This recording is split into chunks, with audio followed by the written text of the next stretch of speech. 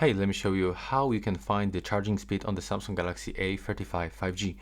So, now if you connect your smartphone into the charger, you have to first unplug it, and now we have to go into the settings, then scroll down and move into the device care. From this, you have to scroll and move into the diagnostics and open the phone diagnostics. There we go. And from this, we have to move into the cable charging. Now you have to input the cable into your phone. There we go, and click on the test again. Now let's try to repeat. There we go.